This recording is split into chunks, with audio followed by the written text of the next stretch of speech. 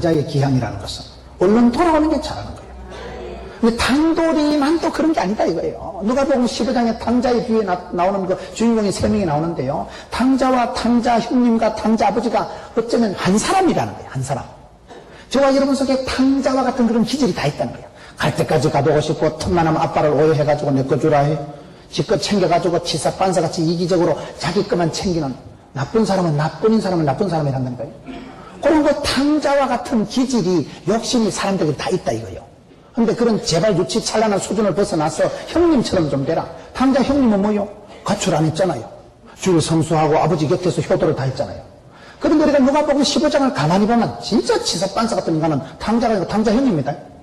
탕자는 갔다가 이 산이 아닌가 봐요. 아싸라기 얘기하고 돌아오는데 탕자 형은 가지도 않은 것이 오지도 않은 것이 은근슬쩍 집구석에 있으면서도 사람들 앞에 착하다 소리는 다 들으면서도 나중에 아버지 속을 휘떡 뒤집어 놓은 건 탕자 형입니다.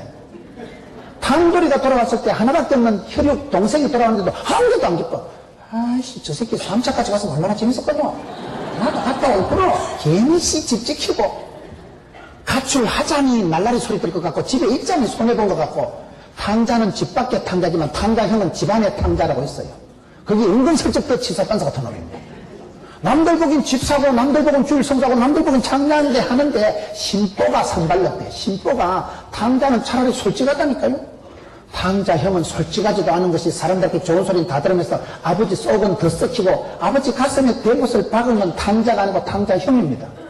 집까지 아버지 마음을 조금이라도 알았으면 아버지가 오매불망 둘째 동생을 찾았으면 도시락 싸들고 가서 찾아와야 되지. 동생이 왔을 때 기뻐해야 되지. 동생이 왔을 때 아버지 왜 이러냐 말이야. 내한테 송아지 한 마리라도 염소 새끼 한 마리라도 잡아서 파티 해준 적 있나? 이 자식이 훨씬 10원짜리 밝히고 이 자식이 훨씬 일권에 밝은 놈이라니까요. 그래서 저와 여러분 속에 탕자 형님 같은 게 있다는 거예요. 겉으로는 집사인데 심보는 훨씬 더 치사빤사 같은 사람. 그걸 탕자 형, 여기도 탕자 형님이나 누님뻘 되는 분들이 많습니다. 남들 보기엔 상당히 크리스찬적인 모양은 있지만은 실속은 좀 거시기하다니까요. 그럼 탕자 아버지는 뭘까요? 아버지는 하나님 아버지를 말하는 거예요. 그 자식 돌아오기만을 기다리지. 어디까지 가서 써서 얼마 남았어 내가 뭐라 가더나 가지 마라 안 가더나 돌대가리 같은 게 그렇게 말씀을 안 하신다니까요. 아버지 마음은 오매불망 밥은 먹고 사냐? 응? 얼른 온나? 나한테는 모든 것이 다 있다. 물어보지도 않는다. 삼자 대질 확인 이런 거 없어요. 그냥 파티, 회복, 가락지 다 해줍니다. 하나님 아버지의 마음을 그거를 탕자의 아버지로 본다는 거예요. 그렇기 때문에 저와 여러분이 경건하다, 회개한다, 돌아간다는 것은 아버지 마음으로 돌아가는 거예요. 아빠의 마음을 가지면요 용서 못할 게 없네요. 목자의 마음, 아버지의 마음, 주인의 마음, 아버지 하나님의 마음을 가지는 걸 경건하다. 하나님을 닿으면 다 되는 거예요. 다 되는 거예요. 하나님 아버지처럼 그런 무한한 사랑, 끊을 수 없는 사랑, 어떤 마누라가 못된 짓을 해도 용서해주고 들어가는, 내 돈을 주고 생돈을 주고 사가지고 오는 그 남편의 마음을 이건 하나님 아버지의 마음으로 호세아야 네가 시청각 교제다. 백성들이 그렇게 말을 안 들으니까 니를 통해서라도 내가 말을 한다. 그러면서 보여주는 것이 여기에 아버지의 마음, 하나님의 본심을 주면 돌아와라. 왜? 돌아와야 네가 고쳐지고 회복이 되고 치유가 되는데 왜 안 돌아오냐? 무식해서 그런 거예요. 하나님을 아는 지식이 없는 거예요. 그럼 하나님을 왜 알아야 됩니까? 오늘 말씀의 3절에 보세요. 그러므로 우리가 여호와를 알자. 힘써 여호와를 알자. 그에 나오시면 새벽 빛같이 일정하니 비와 같이 땅을 적시면 늦은 비와 같이 우리에게 임하시리라. 우리 하나님을 왜 알아야 될까요? 하나님의 나타나심이 일정하다는 거예요. 하나님은 항상 우리에게 나타나십니다. 먼저 보여주시고 먼저 찾아오시는 분이에요. 우리가 성경을 보면 은혜가 되고 소망이 있는 것은 저와 여러분이 똑똑해서 하나님 찾아서 만나서 믿어주는 게 아니고 실패의 현장, 무지몽매한 자리에 항상 하나님께서 먼저 나타나신다. 그 나타나시는 게 반듯하다는 거예요. 분명하다는 거예요. 아침에 해가 뜨는 것이 틀림없이 내일 아침 해가 뜨는 것이 분명한 사실이듯이 하나님은 거기 가면 거기 계시고 앞서 행하신 하나님 만나고 하나님 항상 우리에게 먼저 나타나십니다. 성경에 보면 베드로가 끝까지 하나님을 잘 믿는 건 아니에요. 부인하고 저주하고 도망치고 다 했던 베드로가 요한복음 21장 사복음서 마지막에 예수님께서 베드로에게 나타나십니다. 그때 나타나는데 재밌는 것이요. 요한복음 21장에 보면요. 2절 3절에 보면 디두모라는 도마와 시몬이라는 베드로에게 나타나셨다 이렇게 나옵니다. 왜 그렇게 디두모, 도마, 시몬이 이렇게 나오는지 아세요? 또라이 순서대로 나타나시더라고요. 왕또라이 베드로, 세컨드 또라이 도마, 의심 많은 제자, 허물 많은 제자. 하여튼 그게 보면 재밌는 거요. 우리가 주님의 은혜를 덧입는 것은 내가 똑똑해서 총기가 있어 그런 게 아니고 하나님께서 우리가 나타나시는데 완전히 허물 많은 거, 의심 많은 거, 왕또라이, 세컨드 또라이, 서드 또라이, 제일 골치 아픈 놈부터 먼저 찾아오시는 거예요. 그게 우리한테 소망이라니까요. 그래서 어떤 면으로 성경에 보면 엎어지고 자빠지고 이런 사람이 은혜를 빨리 받는 거예요. 깨져봤거든. 브로큰 하트, 상한 심령이 되어봤거든. 지가 박살이 나보고 깨닫는 거예요. 사람이 미련한 게. 교인들도 보면요, 지하철 타고 가다 소매치기 당하고 하는데, 야, 11조 정확하게 가져갔대. 차 박치기 하고 뭐 그러고 나면, 야, 감사한 건 딱 성경을 정확하게 챙겨가시네, 하나님. 그게 좀 이상한 거예요. 사람은 다쳐야, 작살나야, 큰 손해를 입어야 정신을 챙깁니다. 건강을 잃어야 건강이 중요하다는 걸 안다니까요. 건강을 잃기 전에는요, 아무리 훈계라도.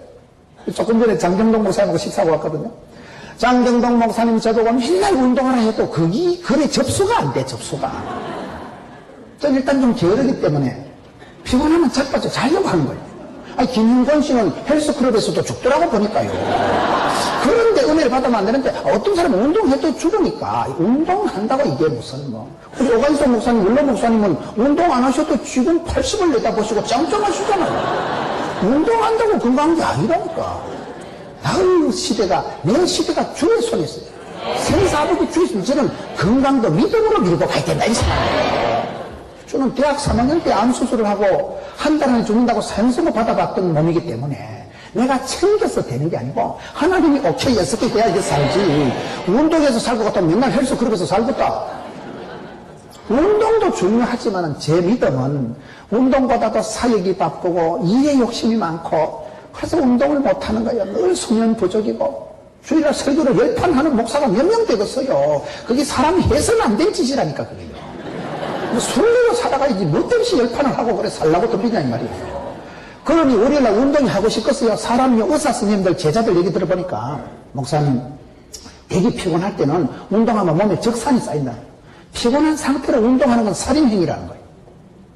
김형곤 씨가 이거 참 돌아가신 분을 얘기해서 죄송하지만 김형곤 씨가 왜 헬스클럽에서 돌아가셨느냐. 운동하다 돌아가신 게 아니고 어떤 전문가들의 얘기를 들어보니까요. 그 전날 그분이 술을 드셨다 하더라고요.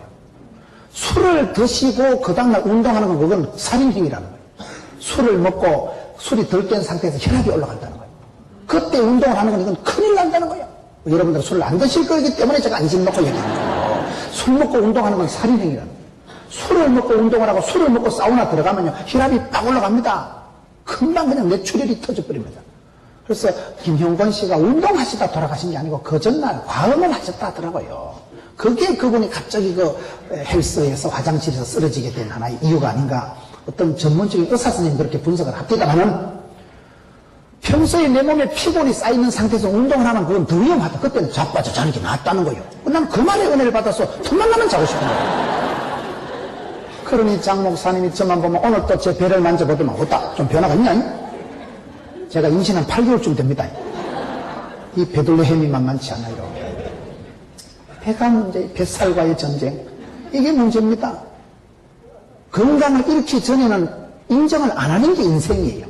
미련, 곰피 같은 것들이 지가 식겁을 해야 아파가지고 입원을 해가지고 한 달을 꼼짝만 하고 수술하고 누워있어야 이게 건강이 중요한 줄 알지. 모른다 이 말이야, 모른다 이 말이야. 너희들이 하나님을 힘써 알아라. 여기 보면 힘써라는 거야, 힘써.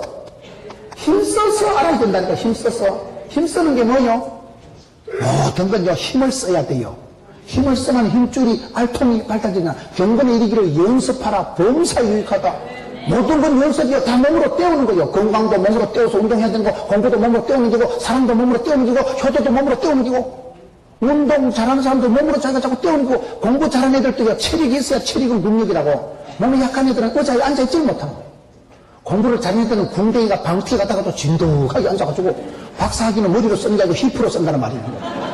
머리 좋다고 합니다. 궁뎅이를 진득하게 붙여있어야 이게 학위가 되고 논문이 됐지. 9시 뉴스만 봐도요, 공부에 맥이 끊어진다는 거예요. 제가 의과대 학생들 가르칠 때 보니까요, 얘들은 진짜 미련 곰태같이 앉아있는 거예요.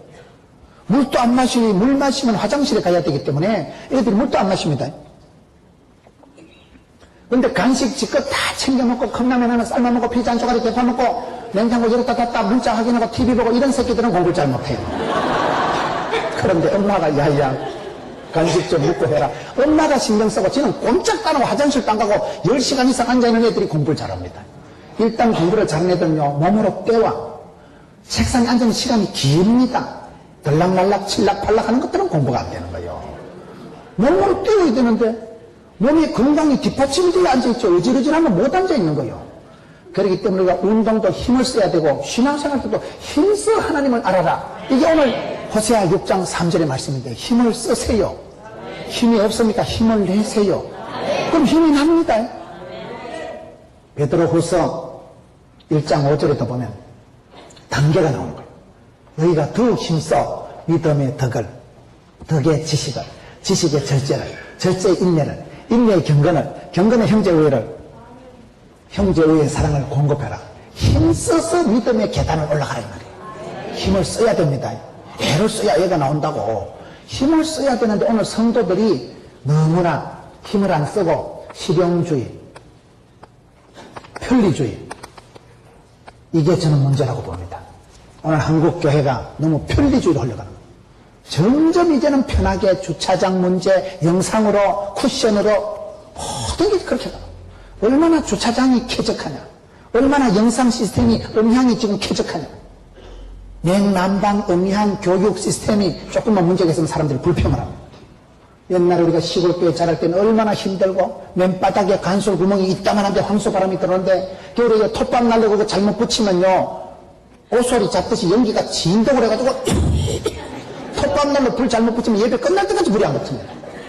불 차라리 안 붙이는 게 나아요. 그거 연기는 진동을 하고. 시골 교회에 무슨 여름에 무슨 선풍기가 있어요, 에어컨이 있어요. 부채만 붙여서 가나 방정 맞다고. 그때 10년간 진정으로 예배지 붙인 거죠. 옛날에 어르신들도 안경도 기도할 때 안경 벗고 기도합니다. 어떤 분은요, 면도하다가도 12시 되면 여기까지 면도하고 여기는 새까맣게 뜨고 주일 성수한다고. 옛날에 시골에서는 그렇게 무섭게 신앙생활 한 거예요. 어디 예배 시간에 방정맞게 부채를 붙이고 안경도 쓰고 안경을 벗고 기도하는데 앞에 나가면 안경 벗고 기도하고. 그렇게 옛날에 어렵게 불편하게 신앙생활을 했는데 지금은 초현대 너무나 성도들이 포시라고 빠져가지고 힘을 좀 쓰세요. 힘을 안 쓰니까 그게 망가지는 거예요. 힘을 안 쓰면 그게 부패, 타락 이 단계로 흘러간다니까요. 하나님을 아는 지식도 없지요. 무식이 충만하고 무식이 단독 드립을 하지. 그게 반드시 아나 무인, 독불장군 지 밖에 모르는 거예요. 눈에 비는 게 있어야지. 조심도 안 하고 걱정도 안 하고 두려움도 없는 거예요. 하나님에 대한 두려움이 없고 아나 무인격으로 하나님을 쏘주고 덤비는 거예요. 교만하고 부패하고 타락하고 마지막은 우상 숭배로 들어가면 자식이 우상이고 그 어떤 취미가 우상이고, 우상이라는 게 삼신바가지 넣는 걸 우상이라고 하는 게 아닙니다. 하나님보다 더 좋아하는 건 다 우상이라고 하는 거예요. 내가 강아지를 좋아하면 하나님 강아지 삶아 먹어버립니다. 강아지를 좋아해도 하나님 밑에 놔야 돼. 하나님 밑에. 하나님보다 더 좋아하면 그걸 우상이라고 하는 거예요. 자식마저도 내가 하나님보다 더 소중히 여기면 그게 자식 농사가 애를 쓴다고 애가 나오는 게 아닙니다. 애를 잘못쓰면 미주발이 빠집니다. 자식마저도 하나님 밑에 내려놔야지. 자식이 우상인 사람이 있습니다. 근데 이상한 건요, 자식이 우상인 정도가 되면 그 자식은 망합니다. 너가 애비는 원래 뭐 자빠자잔다 아이가 혼자 밥 먹고 학교 가라. 아들 제일, 아들 우선 그렇게 살아가면 그 집 구석은 안 돼요. 나중에 결혼도 지 맘대로고 왜? 엄마가 항상 네 맘대로 싫고 너가 애비야 원래 고주망태 아이가 혼자 밥 먹고 가라. 애비를 무시하고 부권을 무시하고 그렇게 아들 중심으로 아들 제일로 키운 집 구석은 안 됩니다. 옛날에 우리 어릴 때요, 밥을 퍼도 아버지 덜에 가서 안 오시면요, 아버지 밥을 한 그릇 따로 퍼. 촌에 냉장고, 온장고 보는데 그 아랫목에 묻어놔. 그 아랫목에 입을 발 잘못하면 밖으로 땡으로 잡혀집니다. 아버지 밥은, 이거는 선대만 절단난다. 아버지 밥 제일 먼저 떠놓는다니까요, 집안의 어른이니까. 그렇게 우리가 잘한 거예요. 아버지 밥 제일 먼저 떠놓고, 아무리 가난한 집구석에서 아버지 제일 큰 밥그릇에 붕긋하게 해서, 아버지 밥을 제일 먼저 떠놓고, 아버지 오실 때까지 뭐 냉장고도 없으니까 아랫목에 요래 묻어놓고, 그렇게 아버지를 존경하고 아버지 제일로 살아가니까 집구석이 질서가 잡히고, 아버지가 빤듯한데 아이들도 그 나무에 그 나무 왕대밭에 왕대나고 쫄대밭에 쫄대나고 성전집에 성전나고 그런 거요. 여러분 이게 지금 안 된다 이 말이에요. 힘을 써라 힘을 써. 하나님을 알 때 힘을 써서 알아라는 거예요. 힘을 안 쓰고 너무나 편리주의로 대충 살아가니까 신앙이 점점 약골이 돼가지고 영적인 근육이 없어져 버려요. 영적인 알통이 사라져요. 영적인 야성이 없어지는 거예요. 애들을 여러분 과보로 키운 자식은 과보다 못하다니까요. 강하게 담대하게 하나님을 알도록 가르치세요. 요한 1서에 요한 3서에 사랑하는 자여 영혼이 잘되고 범시아가 잘되고 그 말씀 바로 뒤에 나오는 말씀이 뭘까요? 너희 자녀들이 진리를 알고 진리를 행한다 하는 소식을 듣는 것보다 더 반가운 소식이 없다. 여러분 자녀들이 예수님을 제대로 알고 진리를 알고 진리에 입각해서 살아가면 그 자식이 안 망합니다. 여기서부터 하나님을 알지 못하는 데서도 모든 문제가 파생되듯이 하나님을 힘써 알아라. 왜? 하나님은 반드시 나타나신다. 하나님이 나타나시는 모습이 오늘 두 가지입니다. 하나님은 어떻게 나타나십니까? 너희들이 힘써 하나님을 알면 하나님이 나타나시는 모습이 두 가지인데, 첫째는 새벽 빛같이 일정하다. 하나님 우리에게 나타나실 때 새벽 빛같이 일정한다는 거예요. 빛이 왜 중요할까요? 여러분 아무리 어두움이 칠흑같이 땡땡 어두워도 아침이 햇살이 동창이 밝아지면 어두움이 빛을 이기던 역사가 없어요. 그 말씀 은혜 받은 목사님이 김진홍 목사님이 새벽을 깨우리로다. 그래서 그분이 팔자로 고친 거예요. 새벽이 강합니다. 새벽이. 아침이 행복한 사람은 인생이 행복하다는 거예요. 아침이 즐겁고, 여러분 정주영 현대명예회장님은요 새벽 3시 반 하면 야 해 떴다 드디어 일할 시간이 다가왔도다. 그렇게 일이 하고자 와서 그렇게 일이 하고 싶어서 새벽만 되면 일이 하고 싶어서 눈이 번쩍번쩍 뜨인 분이 정주영 회장님이래. 그렇게 일을 즐기고 일을 좋아하니까 그분이 부자가 되고 현대그룹의 왕 회장님이 되는 거예요. 아침에 눈을 뜨자마자 여러분 오늘 또 참으로 좋은 날인 것입니다. 이렇게 눈 떠서 다시 또 출근해야 되나 미치겠다. 새해가 달라져도 이거 변함없는 이놈의 직장 언제 사표내고. 아침에 눈 떠서 원망과 한숨과 짜증으로 시작하는 사람하고 여러분 오늘 또 참으로 좋은 일이 펑펑 일어날 것입니다. 어떤 분이 일부러 그렇게 기도한대요. 좋은 일이 있을 거라고, 좋은 일이 펑펑 있을 것입니다. 그럼 말한 대로 꿈꾼 대로 된다는 거예요. 말이 씨가 된다는 거예요. 여러분 새벽빛같이 일정하다는 것은 내일 아침에 해가 뜨는 사실이 확실하듯이 빛이 뜨면 아침에 햇살이 동천이 밝아오면 틀림없다는 거예요. 해오름 교회라고 있더라고요. 최낙중 목사님 관악교회가 해오름 교회로 이름을 바꾸었어요. 해오름으로 왜 바꾸는가 물어보니 세 가지 이유가 있다는 거예요. 해가 오른다는 것은 첫째, 햇볕이 뜨면 조명이 환해집니다. 형광등 1000개 켜는 것보다가요 태양 뜨면 형광등은 좀 무색하게 되는 거예요. 첫째 햇볕은 조명이고 두 번째 햇볕은 열입니다. 난방이 뭡니까? 양지 바른 곳이 따사롭듯이 겨울에 아파트에 햇빛이 따뜻하게 들어오면 보일러 켤 필요가 없어요. 세 번째 햇볕은 뭡니까? 소독입니다. 오줌 싼 거 햇볕에 넣어놓으면 다 해결됩니다. 소독과 난방과 조명이 다 되는 게 햇볕이에요. 햇볕. 사람에게 빛이라는 게 얼마나 중요한지 몰라요. 여러분 우울증 왜 겨울에 심해집니까? 햇볕이 무너지는 게 겨울이에요. 긴 밤에 동지섣달에 햇볕을 많이 못 보니까 사람이 우울해지는 거예요. 햇볕이라는 것은 생명입니다. 우리 주님은 빛으로 오시는 분이에요. 햇볕이 없으면 동식물이 다 죽어요. 식물은 해를 보려고 길을 쓰고 창가에서 삐집고 나갑니다. 여러분 북방구에 가면 사람들이 het살이 좋은 날 옷통을 벗어 제치고 일광욕을 왜 합니까? 햇볕을 많이 보면 우울증이 사라져요. 여러분 집안에 약간 우울증이 있으면요 조명을 좀 고쳐요. 조명을 컴컴하게 해가지고 그 집에 가있으면 우울증 재발합니다. 우울한 집은 조명을 밝혀줘요. 성령님은 불처럼 바람처럼 역사하기 때문에 성령님이 역사하는 것도 반드시 밝습니다. 화사합니다. 아멘 아멘을 잘하고 찬송이 힘있고 뜨거운 것이 성령은 불처럼 바람처럼 역사해요. 마귀 새끼는 어둠의 세력 흑암의 권세이기 때문에 마귀가 역사하기 일단 어두워 서늘하고 어둡고 금그무리하고 흑암의 권세에 어둠의 세력이 노는데 여러분 지구성은 반드시 밝게 해놔야 돼요. 아침 해가 힘있게 서성같이 사사기 5장 31절에 보면요 하나님이 야열의 축복을 주시는데 주를 사랑하는 자에게는 해가 힘있게 돋음같이 복을 주신다. 사사기 5장 31절에 여호와를 사랑하는 자 주를 사랑하는 자에게는 아침 해가 힘있게 돋음같이 해가 뜨기 전이 제일 어선풀이 거무틱틱 해가 뜨기 전에 이 바닥에 있는지 안개 속에 있는지 구름 속에 있는지 모르지만 해가 쨍하고 해가 딱 뜨고 나면요 모든 것은 달라지는 거예요. 그 밤중의 어두움이 흔적 없이 사라지는 게 빛입니다. 동물은, 식물은 빛을 보려고 환장을 한다니까요. 동물은 다치고 찔리고 저기저기 싸우다 뿔에 다치면 본능적으로 감각적으로 햇볕에 쪼여가지고 저기에선 치료, 저기에선 치료, 햇볕에 일부러 자기 몸을 쪼아가지고 소독을 치료를 한다는 거예요. 동물적으로, 본능적으로. 사람은 여러분 자폐증이 생기고 우울증이 생기면 막 달팽이처럼 속으로 기들어가가지고 뭐 교회도 안 올라가고 사람도 안 만나러 가고 대인 기피증이 일어나고 우울증이 일어나면 사람을 싫어합니다. 혼자 있는 걸 자꾸 좋아하는 거예요.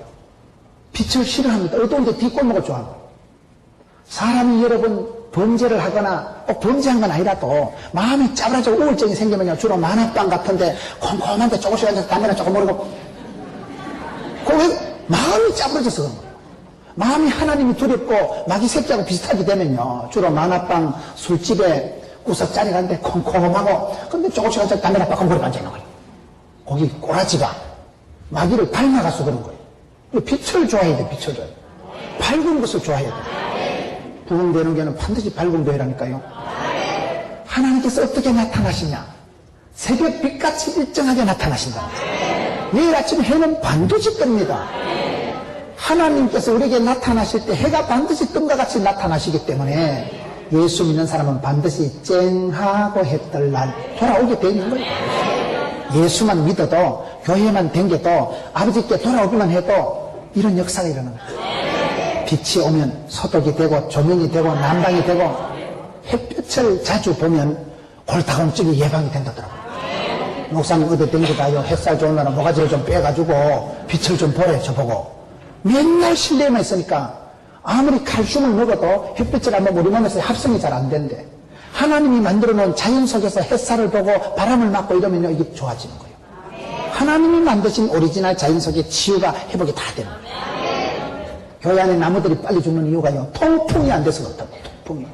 사람에게는 선풍기를 안 틀어놔도 나무에는 선풍기를 틀어더라고요. 나무에 선풍기를 틀어놔야 돼요. 교회 안에 강대상에 나무가 가만히 있으면 그 이파리가 떨어지고 2달, 3달 되면 다 죽습니다. 통풍이 안 돼서. 나무가 바람이 불어야 되고 빛을 봐야 돼. 빛을 봐야 돼. 사람은 살아있는 존재는 그렇습니다. 우리 하나님께서 우리에게 어떻게 복을 주시느냐. 새벽 빛같이 일정하게 우리에게 나타나시고 두 번째 오늘 보면 늦은 비로 복을 주신다. 늦은 비로 임하신다. 늦은 비는 우리로 말하면 이른 비예요. 이스라엘에는 늦은 비와 이른 비가 있는데 늦은 비는 거기는 일찍 가을에 여러분 보리를 심어놓고 비가 와야 된다니까요. 근데 가을철에는 비가 많이 오면 타작이 안 됩니다. 가을철에는 곡식을 건조를 해서 탈곡을 해서 타작을 해서 말려서 저장을 해야 되기 때문에 가을철에는 계속 가을이 하늘은 넓고 가을철에는 청명한 날씨가 지속이 되는데 그런데도 가을철에는 꼭 늦게 비가 오는 거예요. 그 늦은 비가 와야 그게 보리가 싹이 나고 이게 겨울을 해동하고 난 뒤에 봄철에 제대로 자라고. 늦은 비로 이른 비로 우리에게 복을 주신다는 거예요. 여러분 이스라엘 백성들이 축복을 받되 이슬 같은 의미가 온다 이러잖아요. 이슬이 뭐예요? 이슬은요 소리 소문 없이 밤중에 서리슬쩍 오는 게 이슬입니다. 이슬이 언제 예고편 내리고 이슬이 똑딱거리 뭡니까? 아침에 새벽에 산길을 걸어가 보면 시골길을 걸어가 보면요 밤새는 괜찮은데 아침에 걸어가면 바지가리가 다 젖적거리거든요. 밤새 이슬이 촉촉하게 와요. 이슬 같은 하나님은 저와 여러분이 기도하면 하나님 사랑하는 자에게 잠을 준다고. 우린 기도하다 피곤하고 자빠져 자는데 잠자는 그 순간 하나님이 졸지도 주무시도 아니하시고 이슬처럼 소리 소문 없이 다가옵니다. 저는 개인적으로 제가 볼 때 그렇더라고요. 늘 앞길은 불안한 거예요.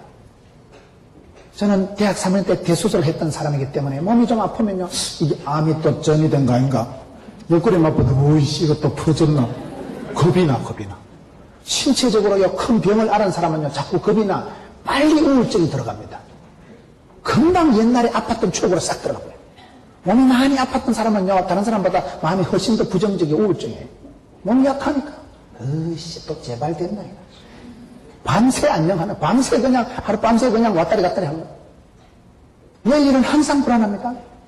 애기들을 보세요. 내가 아직 그 버티기 작전하고 살아가지만 애기들이 보면 저 새끼가 언제 컸어 언제 장가가서 언제 시집갔어. 애기들 다도 불안하고 경제도 불안하고 다 불안하지. 내일 일은 알 수가 없고 내일 일은 다 불안한데 그런데 뒤돌아보면 지금까지 지내온 거 주의 크신 은혜지.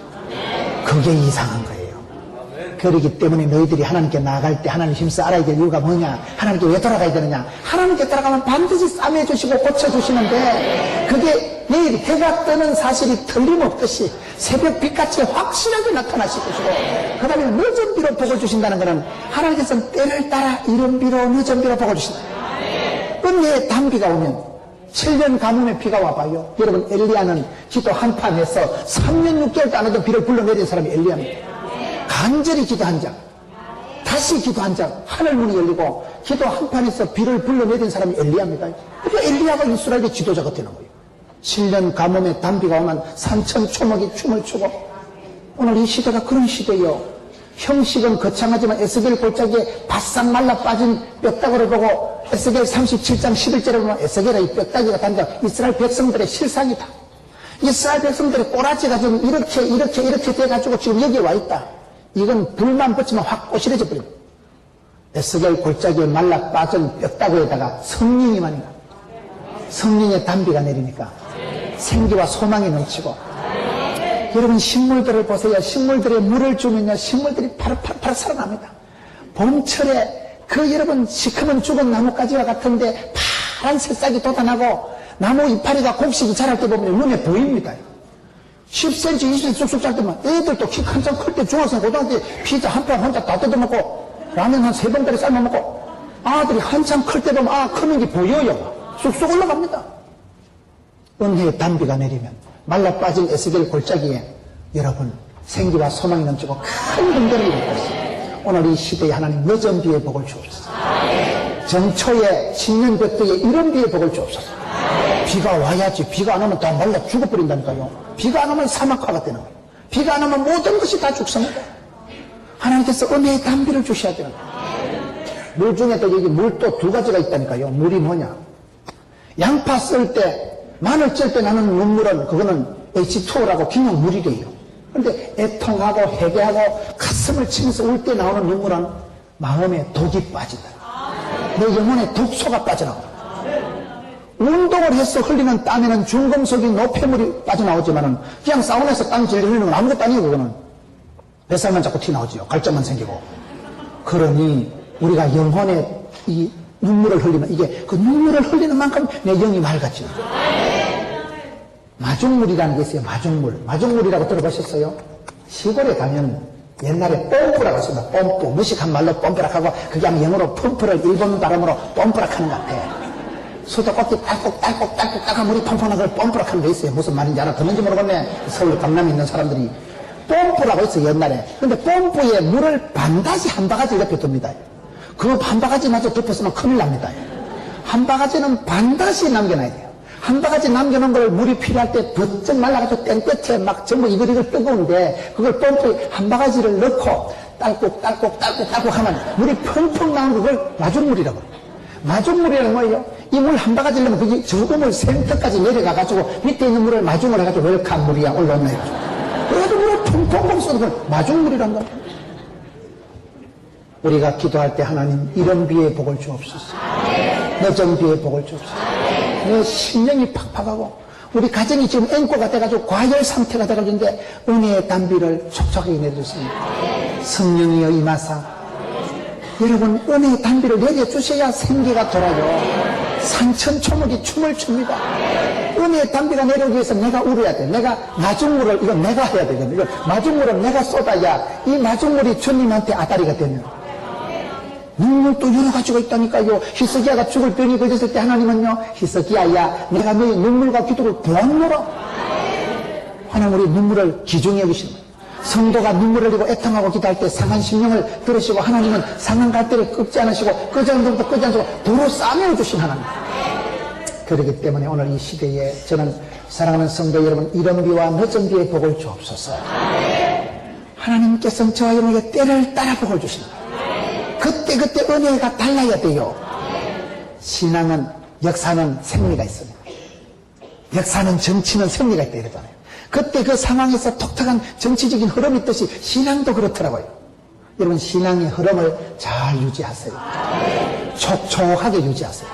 내가 신앙이 말라 빠지면 시험이 오고 은혜가 앵꼬가 되고 벌썩 마른 데는 부러지고 파이름이 나고 소리가 나고 연기가 나고 그렇기 때문에 내 은혜를 항상 충만하게.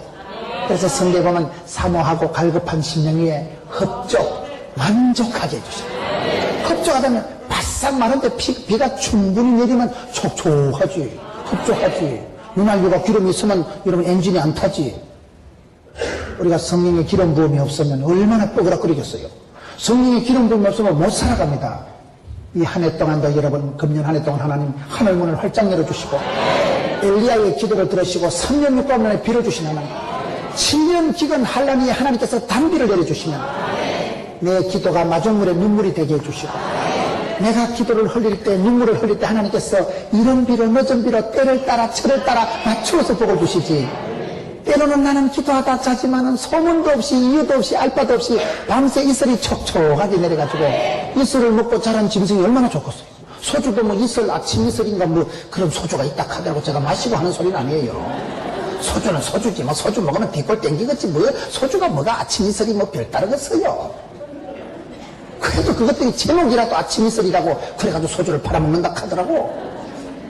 여러분, 하나님은 새벽 이슬같이 주의 청년들을 축복하시고 하나님께서 우리에게 복을 주실 때 때를 따라 복을 주실 때를 따라 이른 비로 늦은 비로 복이 오면 거기서부터 생기와 소망이 넘치니까 오늘 이 시대에 여러분 한 해를 살아가는 이 신년벽도의 하나님 우리 가정에 필요할 땐 이른 비를 주시고 늦은 비를 주시고 이스라엘은 이게 반대예요. 우리나라는 이른 비가 일찍 오는 거죠. 이스라엘은 늦게 오는 게 이른 비고 이게 늦은 게 반대로 역사가 우리하고는 조금 기후가 다르기 때문에 반대로 올라가지만은 때를 따라 복을 주신 하나님, 구름기둥 불기둥으로 주야로 지켜주시고 때로는 큰 그늘을 만들어줘서 때로는 불같은 난로통을 해가지고 조명도 되고 방향도 가르쳐주고 그것이 난방이 되듯이 우리 하나님께서는 오늘 두 가지로 이스라엘 백성들에게 나타나신다는 거예요.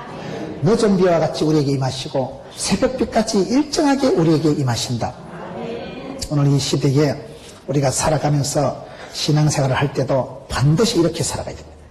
여러분 성경에 보면 하나님께서 이른 비 늦은 비로 때를 따라 복을 주신다는 것은 그 삼손이 마지막 기도하는 거 한번 보세요. 삼손이 죽기 전에 최후의 기도가 이번만 강하게 하옵소서, 단벌의 원수로 갖게 하옵소서. 하나님 그 기도를 들어주십니다. 삼손이 마지막에 죽을 때 잡아뜨린 기둥을 통해 가지고 2천에만 3천 명이 있었고 이스라엘의 그 대적 블레셋의 방백 장관 장군들이 그거 다 있었는데 한 방에 다 죽였습니다. 하나님 이번만 강하게 하옵소서. 이때의 은혜를 주시옵소서. 지금 내가 이른 비로 늦은 비로 그 사람에게 필요한 합당한 때를 따라 필요를 따라 은혜를 받아야 다음 세대를 넘어가는 것입니다. 가을에 농사를 잘못 짓고 가을에 피가 많은 걸 그대로 두면 씨를 받아가지고 내년에 온 밭대기 논바닥에 잡초가 등산을 합니다. 가을에 여러분 농사를 갈무리를 잘못하면 봄철이 되면 싹이 다 나버리고 망쳐요. 가을에 논둑에 불을 태워야 그게 변화가 되고 묵은 땅을 기계에서 씨알이 갈라엎어야 산성 체질이 알칼리성이 되고 그때 개토를 하고 겨울에 추울 때 갈라엎어서 땅도 호흡을 해야 되고 땅이 숨을 쉬고 묵은 땅은 갈아엎고 거기에 반드시 하나님의 은혜의 단비가 와야 되는 거예요. 이른 비와 늦은 비가 와야 이게 농사가 되고 생물이 살아나고 산천초목이 춤을 추듯이 오늘 이 세대도 은혜의 단비가 고갈된 지가 오래고 성도들의 마음속에 눈물이 없고 단비가 없고 마중물마저 다 말아먹어버리고 미천도 없는 거예요. 미천도 없는 거예요. 그런 성도들에게 하나님 금년 한 해 동안 이른 비의 복을 주옵소서, 늦은 비의 복을 주옵소서. 하나님이 나타나시면 일정하기 때문에 그분에게 돌아가고 그분이 누구신가 알기만 하면, 하나님을 알도록 힘써 알기만 하면 나는 알았네, 나는 보았네. 하나님 아는 지식 가운데 진리를 알지니 진리 안에 자유하시고 알면 달라져, 알면 달라져. 저는 신앙생활하면서 나의 하나님께서 나의 집구석을 아시고 나의 체질을 아시고 나의 필요를 아시고 나의 소원을 아시고 맞춤 하나님 18문 주문제적 하나님 어쩌면 그렇게 적확하게 돈이 필요한 사람이 돈을 주십니다. 평강이 필요한 사람이 기쁨을 주십니다. 건강이 필요한 사람은 건강을 주십니다. 때를 따라 이른 비로 늦은 비로 그 사람에게 정확하게 복을 주실 하나님은 이번 세대 가운데 만나세요. 알도록 배우세요. 그분에게 돌아가서 회개해서 묵은 땅을 기견하고 눈물을 짤짤 흘리면서 애통하는 기도를 하면 그때 눈물은 눈물이 아니고 영혼에 독이 빠지는 거예요. 내 인격에 악독한 것이 흘러내리는 거예요. 그래서 여러분 영혼이 맑아지고 하나님께서 여러분들에게 이른 비로 늦은 비로 복을 주셔서 이 한 해 동안도 충분하게 흡족하게 만족하게 촉촉하게 은혜의 세월을 걸어가는 은혜의 강가에서 논의는 여러분 되시기를 축원합니다.